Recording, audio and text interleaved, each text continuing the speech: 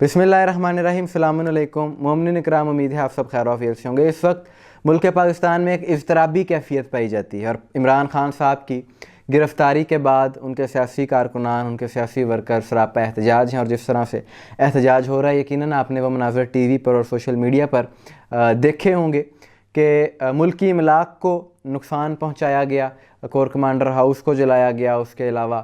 Radio Pakistan کی building Peshawar میں نذر آتش کی گئی، اور ٹول پلازا کچھ جلائے گئے، اور کراچی میں تو پبلک ٹرانسپورٹ بسیز کو بہت زیادہ نقصان پہنچایا گیا۔ اب یہاں پر اپنے ہی ملک میں اپنے ہی لوگوں کے سامان اس طرح سے توڑ پھوڑ کر کے کیا حاصل ہوگا، یہ سمجھ سے بالاتر ہے۔ اور سیاسی نظریہ، سیاسی اختلاف ہر کسی کا اپنا حق ہوتا ہے، لیکن یہ جو معاملہ کیا جا رہا ہے یہ پاکستان کے مفاد کے خلاف ہے، اور لوگ اس وقت ہنس رہے ہیں پاکستان پر۔ سوشل میڈیا پر بعض لوگوں نے، بھارت کے لوگوں نے یہ لکھا کہ یہ لوگ تو اپنی ہی فوج کے خلاف ہیں، تو ہمیں تو کچھ کرنے کی ضرورت ہی نہیں ہے۔ تو جب ایک بین الاقوامی سطح پر اس طرح کے تبصرے ہوں گے تو اس کا کیا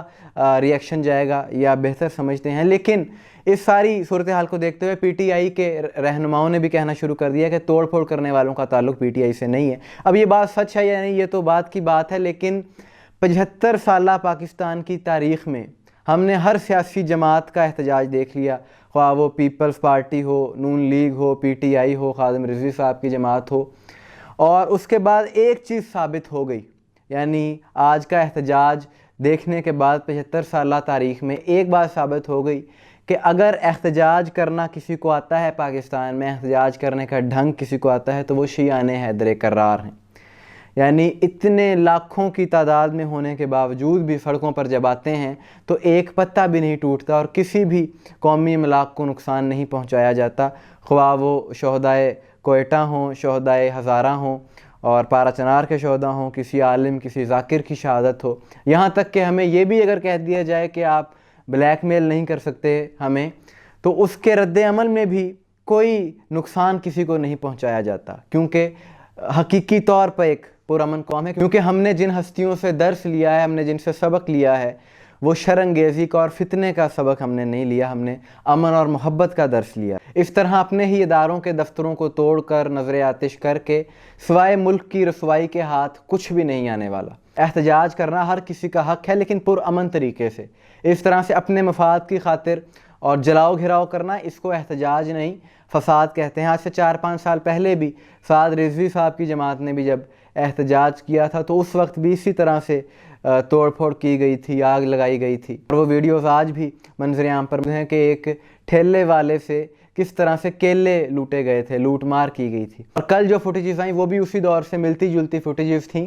کہ پرندے کسی نے اٹھا لیے، کسی نے کچھ اٹھا لیا، اور ایک ویڈیو ایک شخص کی آئی کہ وہ کور کمانڈر ہاؤس سے وہ قورمہ اور پیپسی لے کر نکل رہا ہے، اور جب اس سے پوچھا گیا تو اس نے کہا کہ یہ چور ہیں اور میں اس لیے ان کا یہ سامان اٹھا کر نکل رہا ہوں۔ بھائی اگر وہ چور ہیں تو تم جو کر رہے ہو یہ کیا ہے؟ یہ بھی تو چوری ہے۔ تو یہ کسی جماعت پہ تنقید کرنا مقصد نہیں، یہ ایک بات دنیا کو بتانا ہے کہ احتجاج اگر پاکستان میں کوئی پرامن طریقے سے کرتا ہے تو وہ شیعان حیدر کرار ہیں۔ اور ابھی ایک ہفتہ نہیں ہوا شہدائے پارا چنار جب ان کے جنازے پڑے تھے، اس کے باوجود ہم نے ملک کے امن و امان کو قائم رکھا، اور یہ چیز مد نظر رکھی کہ ہمارے ملک میں کوئی فساد نہ پھیلے۔ آج لوگوں کو اپنے ایک لیڈر کی گرفتاری تو نظر آ رہی ہے، لیکن 7 اساتذہ کے جنازے کسی کو نظر نہیں آئے، اور کسی نے ان کو نہ اہمیت دی، نہ کوریج دی۔ لیکن کچھ بھی ہو جائے، یہ ملک ہمارا ہے، اور اس میں کسی قیمت پر بھی اس کے امن کو خراب نہیں ہونا چاہیے۔ اپنی رائے کا اظہار ضرور کیجیے گا، دعاؤں میں یاد رکھیے گا۔ السلام علیکم ورحمۃ اللہ۔